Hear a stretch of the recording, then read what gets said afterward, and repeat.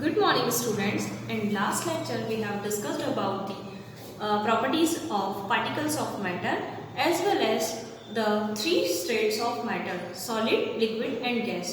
In this lecture we will further study about the matter but the change in states of matter. Okay, so today's lecture we will discuss about the states of matter but the change in the states of matter. Simple. So your first topic after the question answer 1.4 you can see in your book, can matter change its states, है ना? So the question arise here, matter अपनी state change कर सकता है. So we know that three types of states: solid, liquid and gas. तो क्या solid liquid में change हो सकता है? क्या liquid gas में change हो सकता है? क्या लिक्विड सॉलिड में चेंज हो सकता है? ठीक है, तो क्या ये तीनों स्टेट जो है वो आपस में इंटरचेंज हो सकती हैं? हमारा क्वेश्चन यहाँ से स्टार्ट होता है और आज हम इसी टॉपिक पर एक एक्टिविटी देखेंगे which is activity 1.12. Okay, you can see in your book. So first hour answer is yes, because matter can change it's states of solid to the liquid, liquid to the vapor or gaseous state, gaseous to the solid, solid to the gaseous directly. Okay, so here we are seeing some one activity 1.12 in which there is a beaker containing some ice cubes, and whenever we will give some heat to this ice cubes, it start to melting. Here an arrangement of the thermometer is given to check the temperature at which any ice start to melt and change into the liquid state. हमें पता है कि water एक ऐसा matter होता है जो तीनों स्टेट में पाया जाता है. सॉलिड में दैट इज आइस फॉर्म, है ना? Liquid already we know that water, and third one gaseous state in the form of vapour. Got it? Now अब हम एक ऐसी एक्टिविटी देख रहे हैं जिसमें कि कुछ आइस क्यूब्स हमने लिए बेकर के अंदर और अब हम उसे हीट देंगे. वी नो दैट जैसे ही हम किसी सॉलिड सब्सटेंस को, या सपोज कर लो आइस क्यूब ही ले लेते हैं, यहाँ पर आइस क्यूब को जब हम कोई हीट प्रोवाइड करते हैं तो हीट गेन करने से वो क्या हो जाता है, वाटर में मेल्ट हो जाता है ना? यानी अपनी लिक्विड स्टेट में आ जाता है और फर्दर हीट प्रोवाइड करेंगे तो लिक्विड से वो वेपर में चेंज हो जाता है. सो यहाँ पर हमने कुछ आइस क्यूब्स ले लिए. ओके, और आइस क्यूब लेकर यहाँ पर एक थर्मोमीटर अरेंज किया है. थर्मोमीटर क्या करेगा, जब स्टार्टिंग में हर पॉइंट पर हमें इसका टेम्परेचर नोट करना है. जब ये स्टार्टिंग में आइस फॉर्म में है ना, आइस क्यूब्स के फॉर्म में है, तब हम इसका टेम्परेचर नोट कर लेंगे. सेकेंड, जैसे हम इसे हीट देना स्टार्ट करते हैं तो हीट देने से क्या होगा, ये मेल्ट होना स्टार्ट हो जाएगा. ठीक है, तब हम इसका टेम्परेचर नोट करेंगे. धीरे धीरे इसका टेम्परेचर बढ़ता जाएगा और ये आइस मेल्ट होता जाएगा. ठीक है, और आइस मेल्ट होकर किस में चेंज होता जाएगा, वाटर में. जब ये आइस कंप्लीटली वाटर में चेंज हो जाएगा तब हम फिर से इसका टेम्परेचर नोट करेंगे. ठीक है, इस तरह से जब कंप्लीटली सारा के सारा आइस क्यूब्स पूरी तरह से वाटर में चेंज हो जाएगा, वो टेम्परेचर जो होगा वो कहलाएगा मेल्टिंग पॉइंट. ठीक है, किसका, आइस का, है ना? वो टेम्परेचर जिस पर कोई भी सॉलिड, हम यहाँ आइस लेकर चल रहे हैं ना, आइस मीन्स क्या, एनी सॉलिड. ठीक है, कोई भी सॉलिड कंप्लीटली वाटर में चेंज हो जाता है, अपनी स्टेट चेंज कर लेता है, क्योंकि सारा के सारा आइस किस में चेंज हो गया, वाटर में. यानी कि सॉलिड किस में चेंज हो गया, लिक्विड में. तो वो टेम्परेचर जो हम नोट करेंगे जिसमें सारा के सारा सॉलिड यानी कि आइस किस में चेंज हो जाएगा, वाटर में. ठीक है, वो कहलाता है मेल्टिंग पॉइंट ऑफ सॉलिड, है ना? You can underline in your book page number 7 and see here the temperature at which a solid melts to become a liquid at the atmospheric pressure is called a melting point. अब ऐसा क्यों होता है, ठीक है, क्यों change कर लिया इसने अपनी स्टेट, उसे समझने के लिए हम सबसे पहले ये देखते हैं कि ये जो आइस है ये सॉलिड फॉर्म है. सॉलिड मतलब इसके पार्टिकल, ठीक है, आपस में टाइटली पैक्ड है, ये सॉलिड फॉर्म. लेकिन जैसे जैसे हम इसे हीट देते हैं तो हीट गेन करने से इनकी पार्टिकल के बीच में काइनेटिक एनर्जी बढ़ जाती है, और जैसे काइनेटिक एनर्जी बढ़ती है तो पार्टिकल मूव करना स्टार्ट कर देंगे। हम जितनी ज्यादा काइनेटिक एनर्जी देंगे उतना पार्टिकल क्या करते हैं, अपनी जो बीच में जो बॉन्ड्स होते हैं वो ब्रेक कर देते हैं, और उनके ब्रेक बॉन्ड्स के लूज होने के कारण वो किसमें चेंज हो जाते हैं, लिक्विड स्टेट में। क्यों? क्योंकि पार्टिकल अगर डिस्टर्ब हो गए, ठीक है, डिस्टर्ब हो गया यानी कि उनके बीच का अट्रैक्शन फोर्स कम हो जाएगा। और हमें पता है कि अगर सॉलिड से अगर किसी सॉलिड के पार्टिकल का अट्रैक्शन फोर्स कम होगा यानी कि उनके बीच में गैप बनना शुरू हो जाएगी, तो वो किस स्टेट में आ जाएंगे, लिक्विड स्टेट में आ जाएंगे। Got it? सो इसीलिए जब हम हीट प्रोवाइड करते हैं तो हीट गेन करने से इनका टेम्परेचर बढ़ जाता है, और आइस के पार्टिकल में काइनेटिक एनर्जी बढ़ने के कारण पार्टिकल एक दूसरे से दूर हो जाते हैं, और दूर होने के कारण उनके बीच का जो टाइटली पैक्ड है ना, यानी कि उनका अट्रैक्शन फोर्स ज्यादा था सॉलिड में, वो धीरे धीरे लूज होना स्टार्ट करता है, और लूज होने के कारण वो मेल्ट हो जाते हैं और लिक्विड में चेंज हो जाते हैं। ठीक है, तो ये आपका मेन रीजन था कि आइस जो था वो सॉलिड से लिक्विड में चेंज क्यों हुआ। ओके, नाउ जब हमने स्टार्टिंग में टेम्परेचर नोट किया, ठीक है, हम यहाँ एक और डिस्कशन करेंगे। स्टार्टिंग में जब टेम्परेचर नोट किया था आइस का, तो जो भी आया होगा, ठीक है, जरूरी नहीं है क्योंकि ये भी इस पर डिपेंड करता है ना आइस कितना चिल्ड दे रखा है। तो जब आइस क्यूब्स का टेम्परेचर नोट करते हो तो उसके बाद आपने जस्ट अगली रीडिंग कब ली थी, जब वो कंप्लीटली वाटर में चेंज हो चुका था। ठीक है, तो जब वो वाटर में चेंज हो गया, जब वो आइस में था और जब वाटर में चेंज हुआ, दोनों टेम्परेचर सेम है ना। समझ रहे हो आप? फिर से आई रिपीट अगेन, आपने जो आइस क्यूब्स लिए थे स्टार्टिंग में उसका एक टेम्परेचर नोट किया था, ठीक है, फिर उसके बाद आपने हीट देना स्टार्ट की, है ना। फॉर एग्जाम्पल लगभग आपने 30 सेकेंड वेट किया, है ना। 30 सेकेंड में कोई भी आइस क्यूब्स है वो चेंज होकर वाटर में आ चुका। तो 30 सेकेंड में 30 सेकेंड से पहले जब वो आइस क्यूब थे तब उसका जो टेम्परेचर था, और जब वो कंप्लीटली वाटर में चेंज हो गए तब उसका जो टेम्परेचर था, वो टेम्परेचर दोनों इक्वल थे। यानी कि हमने जब थर्मामीटर में देखा तो सॉलिड स्टेट में भी टेम्परेचर वही रहा, और जब ये कंप्लीटली मेल्ट हो गया, लिक्विड में चेंज हो गया, वाटर में चेंज हो गया, तब भी उसका टेम्परेचर वही रहा।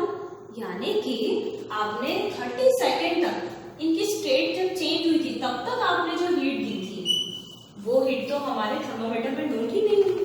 फिर वो हीट कहाँ गई? वो हीट इसी सॉलिड के अंदर हिडन हो जाती है। उस हिडन हीट को हम कहते हैं लेटेंट हीट। क्या कहेंगे उसे? Latent heat. ये लेटेंट हीट वर्ड मतलब क्या है? जब कोई सॉलिड मेल्ट होना स्टार्ट करके लिक्विड स्टेट में आ जाता है ना।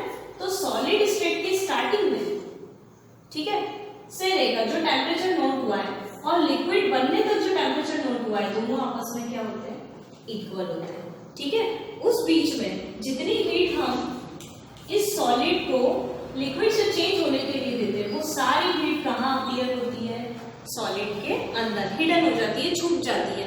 क्यों? क्योंकि हमें पता चल गया, क्योंकि जब हमने स्टार्टिंग में ये जब आइस में था तब हमने टेम्परेचर मेजर किया, और जब इसके मेल्ट होने के बाद टेम्परेचर मेजर किया वाटर का, तब भी दोनों टेम्परेचर थर्मामीटर में इक्वल आए, टेम्परेचर में कोई चेंज ही नहीं आया, जबकि हम तो उसे हीट कंटिन्यूअसली दे रहे हैं। तो ये टेम्परेचर यानी कि जो हीट हमने दी है वो कहाँ हिडन हो गई? इस आइस के अंदर, जिसे हम कहते हैं latent heat. You can underline it in your book.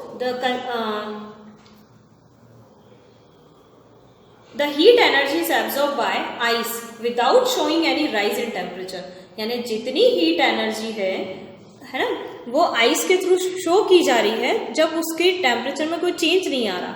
It is considered that it gets hidden into the content of beaker. यानी बीकर के अंदर जो भी कंटेंट था, दैट मीन्स आइस, उसके अंदर वो हिडन हो चुकी है and is known as latent heat. तो आपको लेटेंट हीट टर्म समझ में आ गया है ना, कि किसी भी मैटर की स्टेट जब चेंज होती है तो इनिशियल से लेकर जब चेंज हो चुकी है तब तक उसके बीच में जितनी हीट प्रोवाइड की गई, ठीक है, वो हीट ना तो सॉलिड में शो हुई ना लिक्विड में, क्योंकि जो हीट प्रोवाइड की थी हमने वो हीट के कारण टेम्परेचर राइज होना चाहिए था, पर वो टेम्परेचर राइज नहीं हुआ। दैट मीन्स वो सारी हीट जिस कंटेंट को आप चेंज कर रहे हो उसी के अंदर हिडन हो गई, जिसे हम कहते हैं लेटेंट हीट, है ना। सो लेटेंट डायरेक्ट हीट आपको बहुत अच्छे से समझ में आ गया।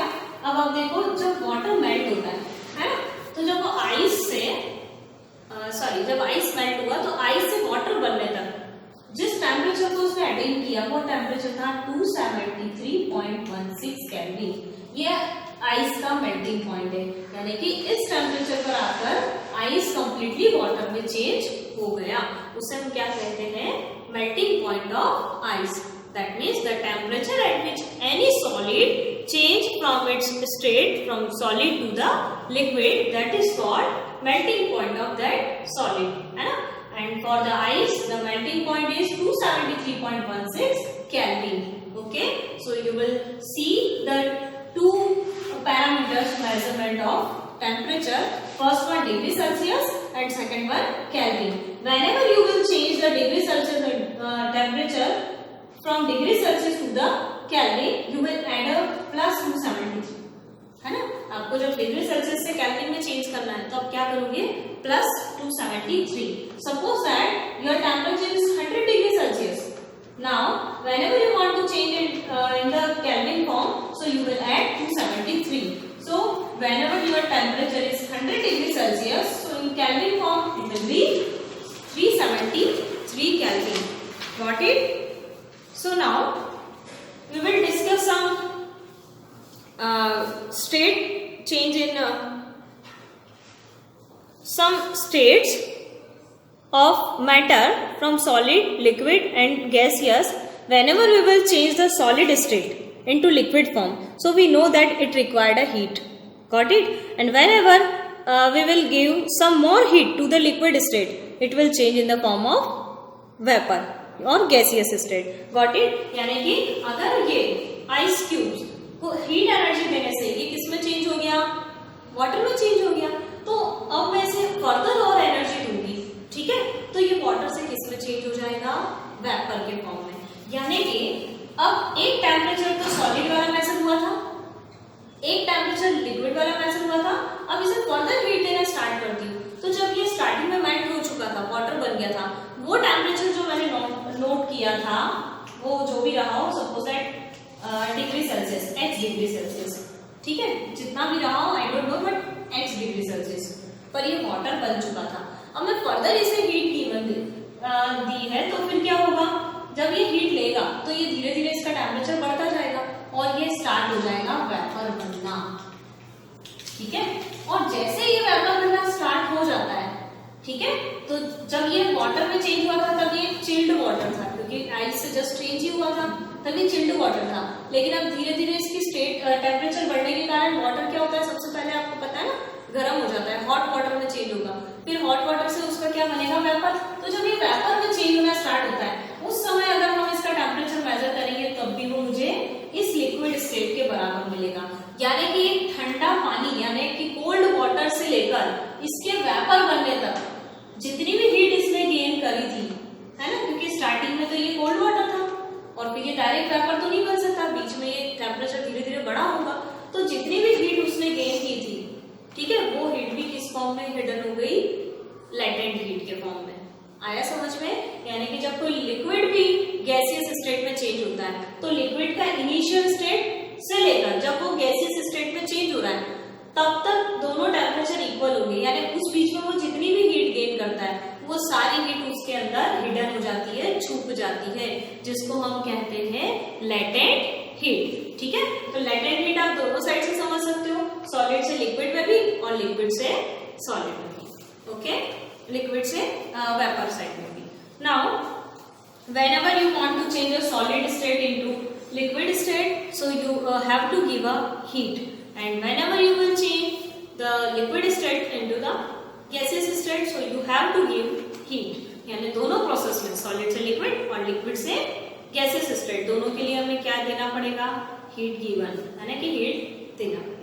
और नेक्स्ट इसकी जस्ट अपोजिट स्टेट में अगर आप गैसियस स्टेट से लिक्विड स्टेट में चेंज करना चाहते हो तो गैस को आप लिक्विड में कब चेंज कर सकते हो? जब आप गैस को कूल करोगे, ठंडा करोगे। ठंडा करने से क्या होगा?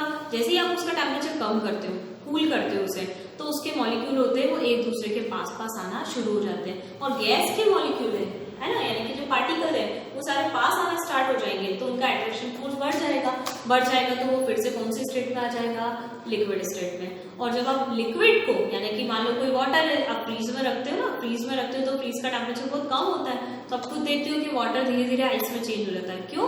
क्योंकि वाटर के पार्टिकल को आप ठंडा कर रहे हो, कूल रख रहे हो, तो पार्टिकल आपस में फ्रीज होना स्टार्ट हो जाते हैं और धीरे धीरे पास में आ जाते हैं। पास में आने से काइनेटिक एनर्जी कम हो जाती है, कम होने से वो वापस सॉलिड फॉर्म में आ जाते हैं।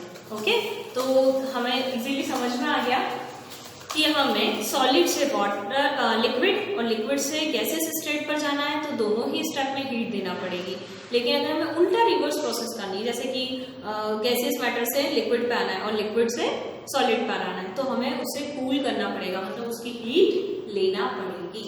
ठीक है, now in next lecture we will discuss about some activity and the change in modes of states, है ना।